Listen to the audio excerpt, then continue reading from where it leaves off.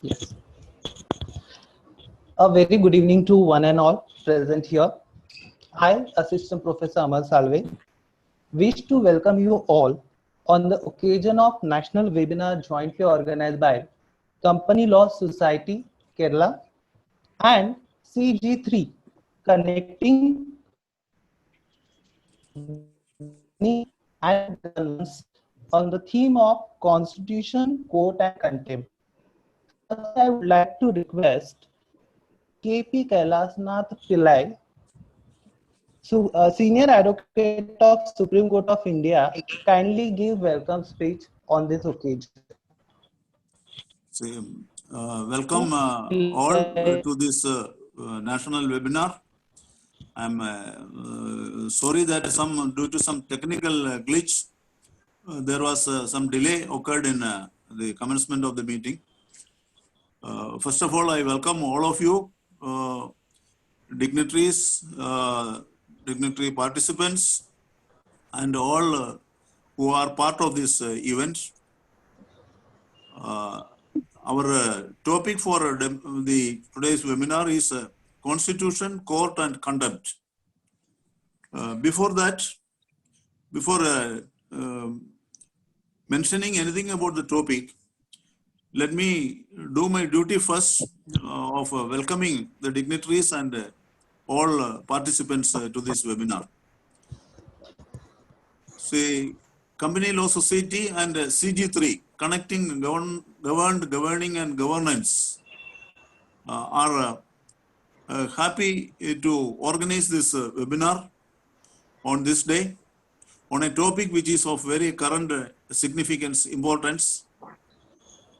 And this is the one issue or one topic that is discussed mostly in the constitutional law or constitutionalism in India today.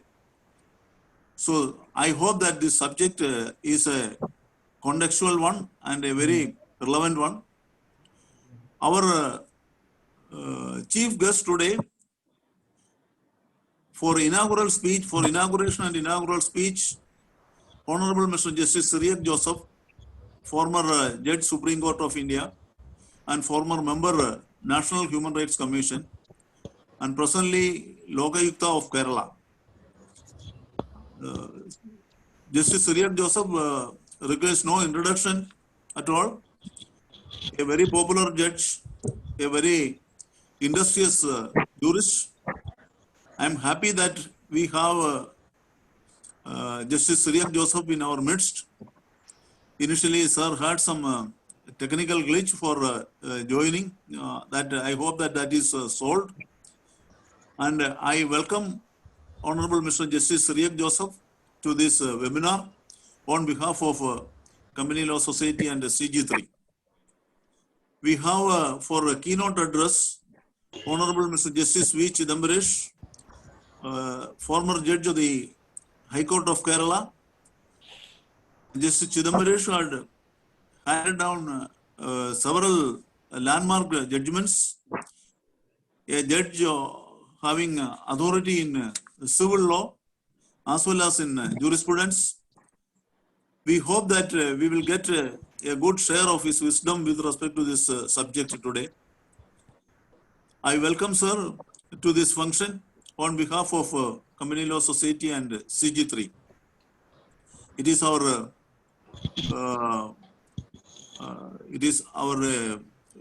for our great happiness and satisfaction that you are in our midst.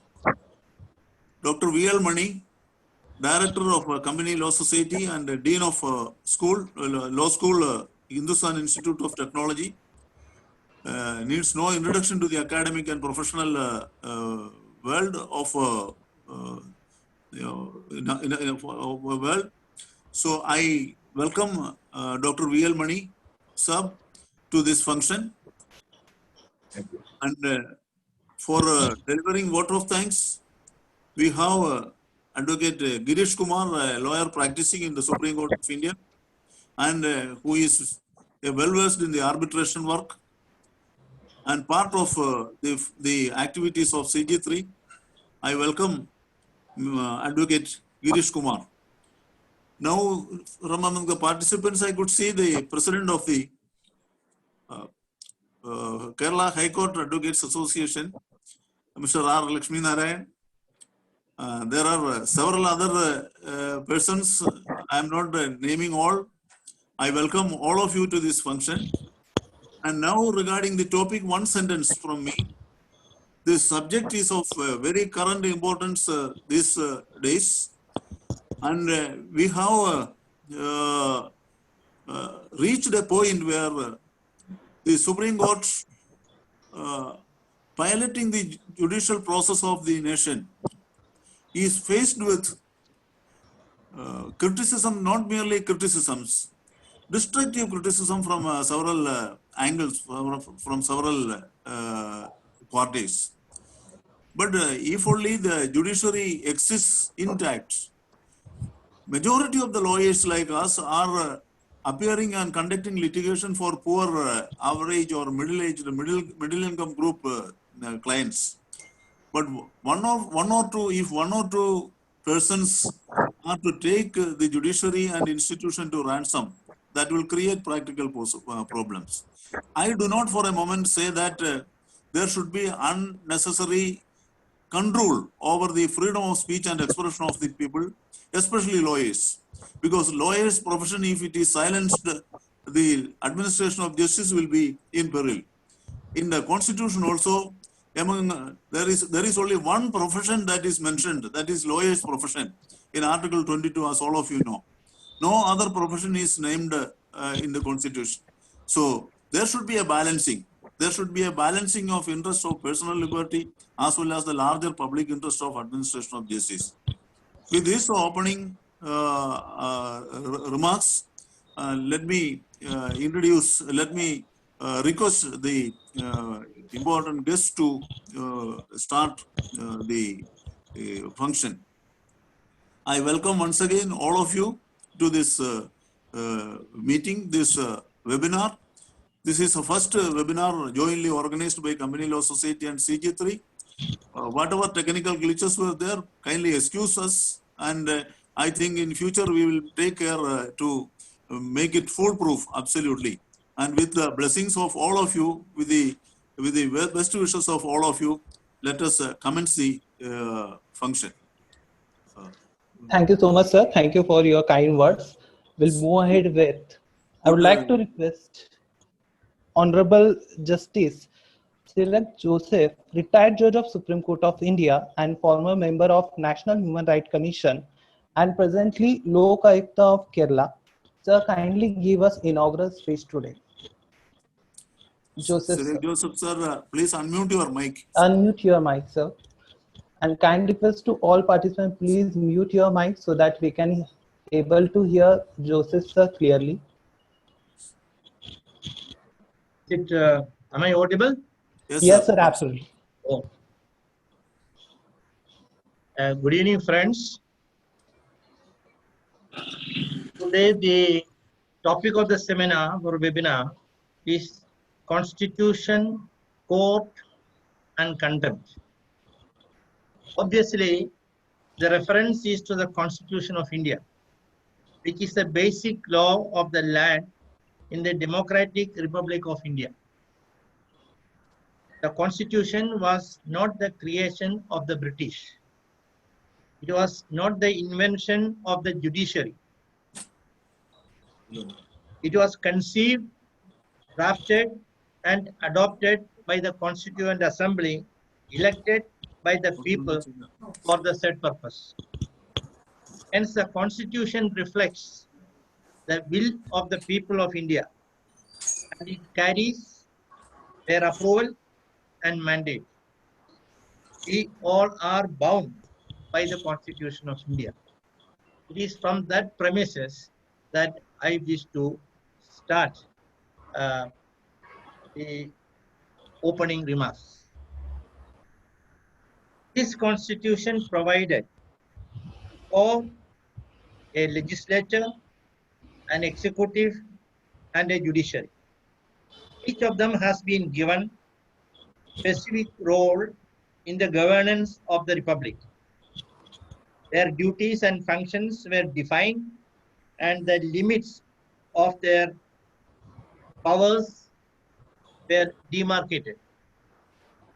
They are bound to observe and obey the limits imposed by the Constitution. None of them, including the judiciary, is expected to cross the Lakshman Rekha. Legislature is to make the laws. Executive is to enforce or implement the laws. Judiciary is to interpret the law, including the Constitution, and arbiter when dispute arises.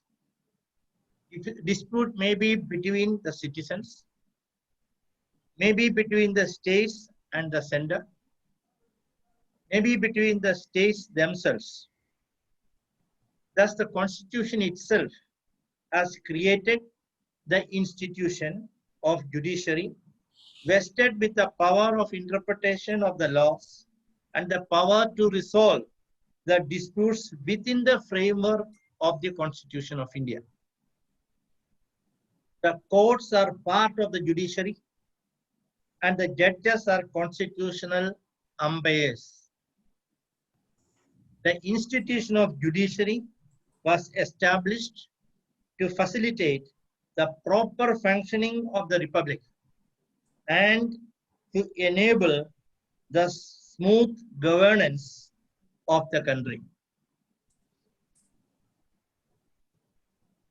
A game can be conducted and completed only if the teams and the players accept the decision of the umpire.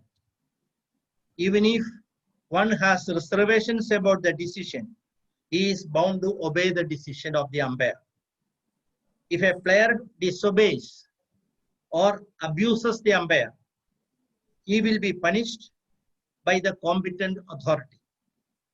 Without such power, the system cannot work. The game cannot go on. The function of a judge is similar to that of an umpire. If the decision of the judge is not obeyed, or if the judge is subjected to humiliation, harassment, or abuse because of the judgment, the judicial system cannot work. Hence, the premise of the Constitution conferred on the Supreme Court and the High Courts the power to punish for contempt of court by incorporating Articles 129 and 215 in the Constitution itself. The Parliament of India made necessary laws like the Contempt of Court Act. Hence, the power to punish for contempt is not a power arrogated to itself by the judiciary. It is legally conferred on them in larger public interest. I don't propose to explain what constitutes contempt of court or whether the conduct of a person in a particular case amounts to contempt of court. Though people may be tempted to listen to such things these days. But I wish to point out that the reputation and dignity of a judge is very important for the credibility of the judiciary and the successful working of the system.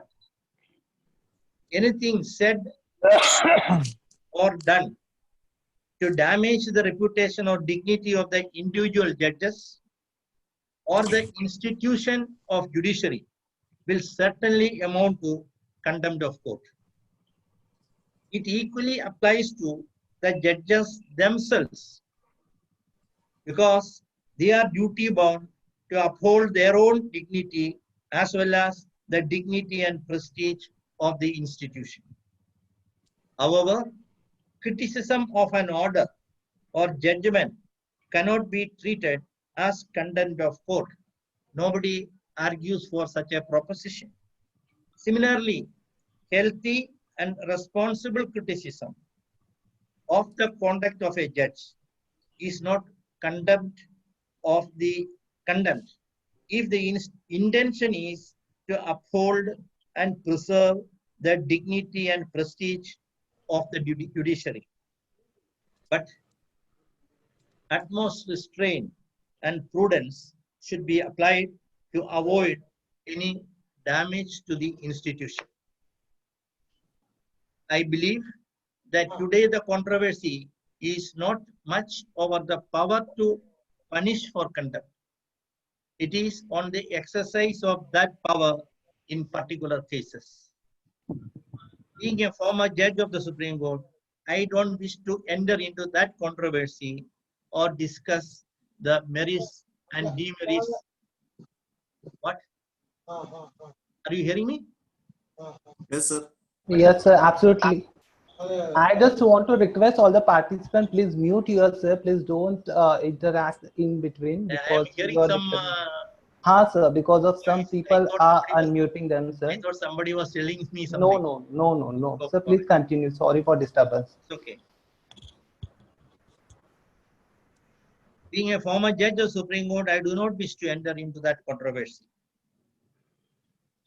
Before I conclude, I would like to say a word to the lawyer community, the advocates. Judges and lawyers are part of the same family. Judges come from the lawyers only. Please think, what do we do if something wrong happens in our family? If a husband has some doubt about the wife, does he immediately take up the mic and announce to the neighbors and other people that there is a wife who is like this? If a son cannot approve the conduct or decision or misconduct of the father, what do responsible people do? Do the children go to the public abusing their father or mother? If something wrong is done by an elder brother, what does the younger ones do? Just think about it. Judges also are human beings. There could be mistakes, and mistakes should be corrected and pointed out. But that should not be at the cost of the institution. As we apply prudence and restraint to protect the prestige and dignity of the family, we should also apply prudence and restraint to protect the dignity and prestige of the family of judiciary, because we are all part of that. Let me ask you one thing. If a player tolerates the wrong decision or apparently wrong decision or allegedly wrong decision of the umpire, he tolerates because he has no other go. He can make an appeal at a later stage according to the new rules. That's a different thing. To go on with the match, you have to tolerate that. You have to accept the decision. If you can do it in a game, maybe inside the court are also, in the case of conduct of case also, if you have some reservation or you have a feeling that judgment is wrong, right, we go in appeal. I mean, try to get it reversed. But till then, we behave responsibly, we conduct responsibly. So at least the respect and acceptance shown to the umpires may be shown to the judges also. A word to the public, because I know representatives of the public also are But hearing me clearly, The the judges. institution of judiciary is not for the judges. The institution of judiciary is not to provide employment for some people as judges.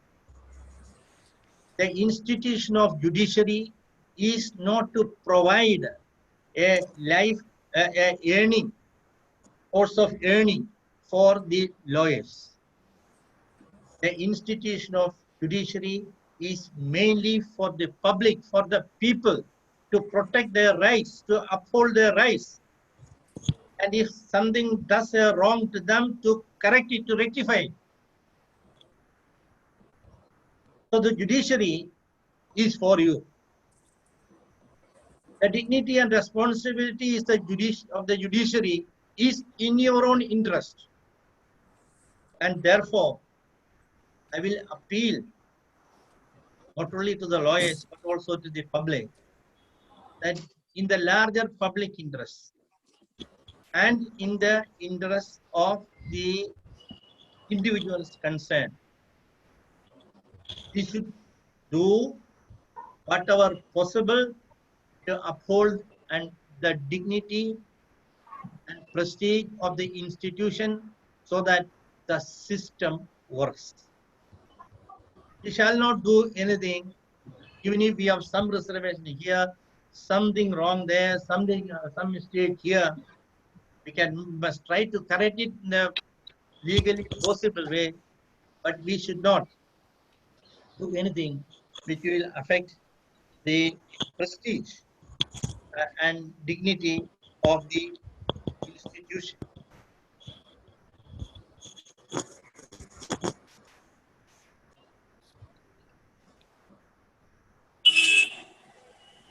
I deliberately refrain from mentioning anything about what is happening around today.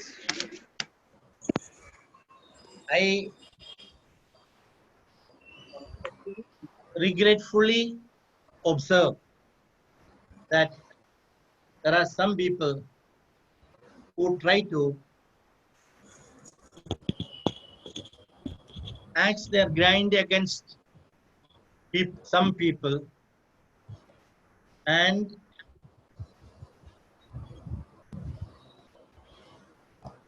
to make capital out of the situation. That is what I would like to say. I don't want to explain it further. So this is therefore when the I'm very happy that this discussion, this webinar has been organized, giving opportunity to people from different shades to come and express their. That's always the tendency is, you know, that mob psychology. If everybody says, when everybody issues a statement, I also issue a statement. Somebody signs a letter, I also sign the letter. So that you are in the going with the current. But here I find there will be people who are also able to see all the sides, all the dimensions of the problem. I wish all success to the webinar and eagerly wait to listen to the other speakers. Thank you. Thank you so much, sir, for your words of wisdom. We really touch with so many legal aspects. I am requesting all the participants kindly mute your mic because in between we are getting disturbance. We'll move ahead with, now I would like to request Honorable Justice V. Chidambaresh, retired judge of High Court of Kerala, kindly give us keynote on today's theme. Over to you, sir. Good evening. Good evening, sir. Good evening. Good evening. I am invited to this webinar not as a senior lawyer now practicing in the Supreme Court, but as a former judge of the Kerala High Court.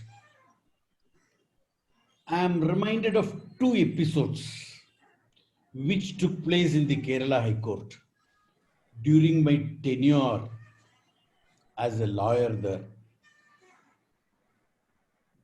One is before Justice B.M. Tulsidas, who was hearing writ petitions against awards of the Labour Court. The Labour Court had passed an award in favor of the workmen, and his lordship was inclined to set it aside for justifiable reasons. At that point of time, the counsel who was representing the workmen made some derogatory remarks in court.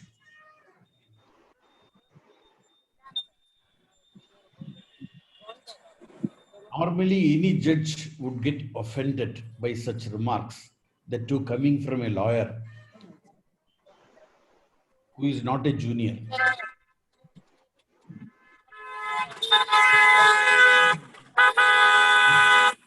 Retired to his chambers, addressed a letter to Justice Jagannatha Rao, who was then the Chief Justice of Kerala. Also urged the Chief Justice to initiate contempt of court proceedings against the lawyer. Justice Jagannatha Rao is one of the mature judges that I have ever come across. He immediately called the learned judge and conveyed him a message. Brother, we should be matured enough to ignore such silly episodes. That is why we are sitting in a higher position and the lawyers are standing before us in a lower position. We shall not blow this out of proportion and create a rift between the judges and the lawyers. I say so because all trivial matters should not be blown out of proportion or contempt action initiated.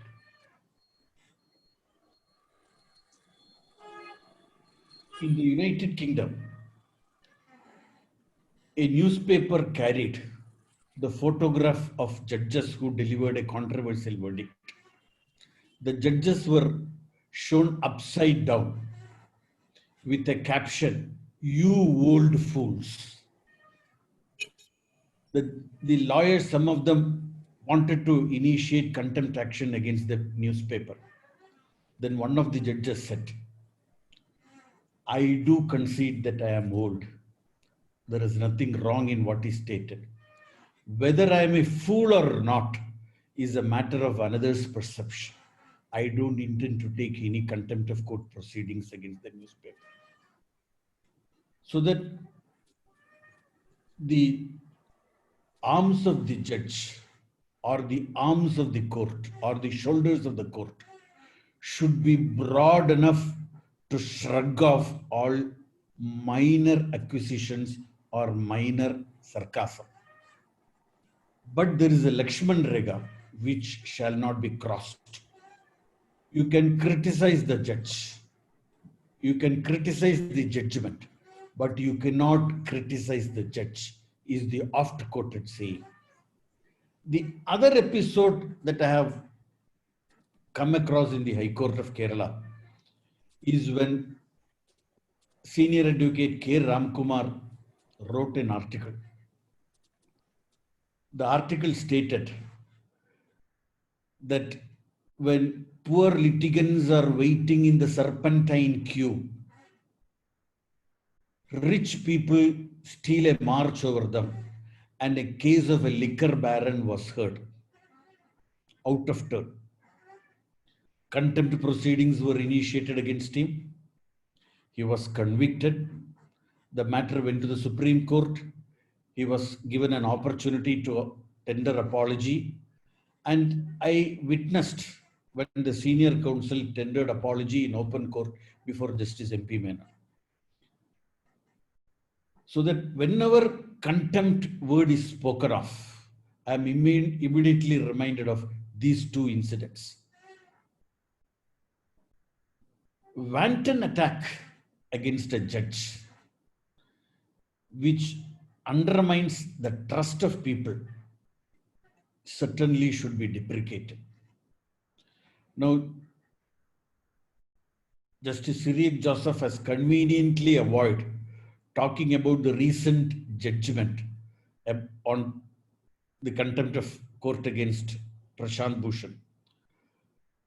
But I don't wish to avoid it completely for the reason that this is the reason why this webinar has been organized.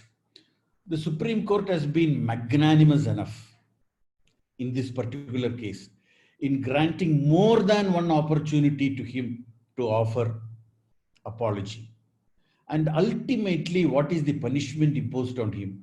1 rupee as a token punishment, which is a pointer to the legal fraternity that please don't shower scurrilous attack on judges.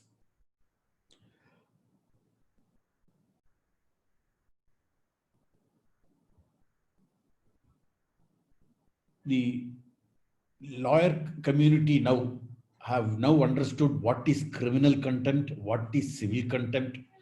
Civil contempt arises when a decree or order of the court is not obeyed. Criminal contempt arises when the court or the judges discharging their duty are criticized or scandalized. The entire edifice is built on trust. I have seen that ultimately truth prevails. It is almost a year since I have commenced practice in the Supreme Court. I do find that meritorious cases are being admitted and frivolous cases are being thrown off. But as a lawyer who was practicing in the High Court, I have heard that all cases will be rejected. It depends upon the personalities you appear, personalities that you engage. That is not at all true to the best of my experience. Ultimately, truth prevails. It all depends upon the trust that a litigant has in this system. That trust shall not be shaken by showering abuses on the judges or the court. I am glad that Mr. Kailasanatha Pillai has convened this webinar and has also invited me to speak a few sentences. I now pass on the mic to him. Thank you. Thank you, sir. Thank you so much, sir. Thanks for your words of wisdom, and we are really glad to have you with us today. Now, I would like to request Dr. V.L. Mani, Director of Company Law Society, kindly give us your opinion on this theme. Dr. Mani, sir, over to you. Okay, His Lordship, the Lawyer of Kerala, Cyriac Joseph Ji, His Lordship, Kerala High Court, Chidambaresh Ji, Dr. Kailas, all dignitaries, friends who are all attending this program. And it has been already mentioned, like Louis Brandeis, in one of his quotation, he says, if we this is a respect for law, we must first take law respect. It's a mutual aspect. So this is not a contempt of court is a not a new topic. It has been existing for a long time. From 1765 onwards, the judgment of Justice Wilmot has brought out that for protecting the dignity and majesty of the judges and to exercise their authority, the contempt of court proceedings will be required. And similarly, in 1926 also, for the first time, the Contempt of Court Act was passed, which was subsequently amended. And even in our constitution, we know under Article 129, the Supreme Court has got powers. And also 215 gives power, corresponding power to the High Court of Kerala. High Court of every state. The powers to exercise the power of contempt by the court. As has been already mentioned, This power is rarely utilized when it exceeds the Lakshman Rekha. That means it is actually a restriction on Article 19. Some people are quoting because Article 19 talks of the freedom to speech, expression, and all that. But the Article 19 has got a restriction by which you shall not exceed the limits. And this contempt comes only when the limits exceeds. It can be by the way of under Conduct of Court 1971 Act, civil contempt or criminal contempt, whatever it is. And what is contempt is a matter of social analysis and is based on case-to-case matter. So we cannot put a blanket opinion as something will be having contempt, another will not be having a contempt. Usually, the way of studying postgraduate courses as an academician, I will say, will be to study the judgments and to criticize judgments, not the judges. Because we are, as our inaugural speech, our Honorable Justice Siraj Joseph Ji has already mentioned, that we are having three wings, like legislature, executive, and judiciary. And they are functioning in tandem. They are having a very good balancing. And in India, as far as we are concerned, whatever may be the biggest case, we are finally getting settled by the rule of law. Even big cases like Ayodhya, or whatever it is, historic judgments we are having, by which we abide by the rule of law. So I think that this contempt of court proceedings, as it's a provision under the Indian Constitution. When there's a provision under the Constitution, I should say we should not use it, or we should use it. So it is only a matter of judgment as to whether there's a contempt or not. That the conceptual analysis of the situational cases, whether there is contempt or not, is the basis by which the court has to apply whether it's contempt or not. Usually, we are taking very wide and very open view. We are not going for punishment. We are all, people who takes, okay, let it go. We'll give a chance to another person like that. But what happens is that is extending limits too much in many cases. Means the freedom is misinterpreted. Like fundamental duties, we are having fundamental rights, we are having fundamental duties. There should be corresponding balancing of interests. And I think that these provisions under the Constitution and by the exercise of the court is very significant. And it has to stay because it has been already not made by any government. And it has been made by the people of India, by the Constitutional Assembly. So, in the present context, and various judgments are there, which I am not going into. There are many cases where contempt has been considered. And our latest case is regarding the Prashant Bhushan's case. And what we have to do is this contempt has to stay, these provisions.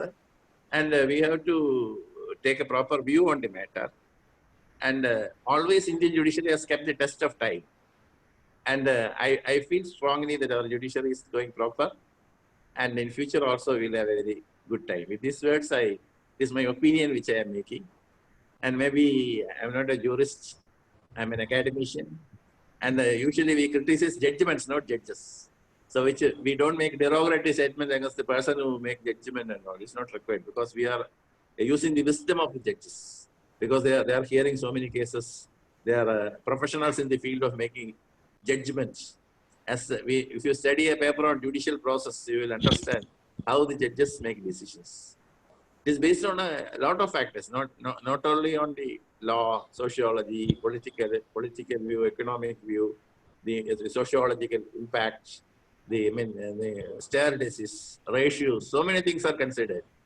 So it is not a simple process. It has to have the application of mind. And let us hope with all these things, the balancing still continues. And our India should win the game of democracy and our constitution should stay. And with great salutes for the Indian constitution, I'm concluding. Thank you. Thank you so much, sir, for your valuable words over this theme. I'm really glad to hear all today's speaker. Now we have come to very important phase of our webinar, that is a formal vote of thanks. For that, I would like to request Sri Girish Kumar, Advocate, Supreme Court of India, to extend a formal vote of thanks on today's occasion. Over to you, Girish Kumar, sir. Yeah, yes. Good evening, distinguished guests, and all viewers. Certainly, it was a wonderful evening. I would like to share a happy news that we have got an overwhelming response from public at large for this webinar. More than 15,000 people are presently watching our webinar on live on YouTube platform. Apart from 100 participants from Zoom, it's only because of our distinguished guests as panel speakers. So it is indeed our pleasure. We have Honorable Justice Ray Joseph, who inaugurated this webinar and given an opening remark. So the inaugural speech was outstanding and has given an insight to distinguish between the Constitution, court, and contempt. So he has reminded us the limitation and Lakshman Rekha of court and contempt. Sir, thank you so much. Thank you so much for accepting our invitation and given an inaugural speech. Thank you once again, sir. Same way, the Honorable Justice V. Chidambaresh has given a mesmerizing and landmark speech like his judgments. We have read the judgments of him as when he was the High Court judge. Sir, as a keynote speaker, your speech was remarkable. Sir has enlightened deeply about the subject. But recollecting by starting your speech, your memory as a lawyer, sir, it was a wonderful speech. Thank you so much, sir. Thank you so much. Then I want to, Dr. Kailas Thadapillai, since the senior court, he's a mentor to many junior lawyers like us in the Supreme Court, sir. Sir has initiated this SDG3 Connecting Government and Governors a platform. Sir has initiated to spread legal awareness among public by conveying such kind of seminars and webinars. So this is one of the best webinars you conducted. So very nice and very good, sir. And the response is very nice we are getting. Thank you so much, sir. Your effort and your tireless working and inspiring us to organize such kind of webinar. Thank you so much. And not least, Dr. V.L. Mani is the academician as well as is a very good known figure in the education fraternity, as well as is the director of Company Law Society, which is the co-host of this webinar, and director and dean of School of Law. Sir has given a very nice opinion from the perspective as an academician. Sir, thank you so much. Thank you so much. Thank you so much for conducting these things. And also, Mr. As a moderator, I express my gratitude, Mr. Salve, and also to the viewers who are the strength to our webinar, because we are very inspired by seeing your strength. Thank you so much, all viewers. You are from different profession. We know that you are the students, chartered accounts, and academicians, as well as lawyers. Thank you so much. Thank you. Thank you, sir. Thank you so much, sir. Before concluding, I just need to make one announcement that feedback link we are going to send on your WhatsApp group. You will get feedback link and you will definitely get your e-certificate through feedback link. You need to fill it properly. Thank you all the gentlemen. Thank you all the participants once again. And we are really looking forward for many more such webinars. Thank you all for the day. Thank you so much. Yes, sir.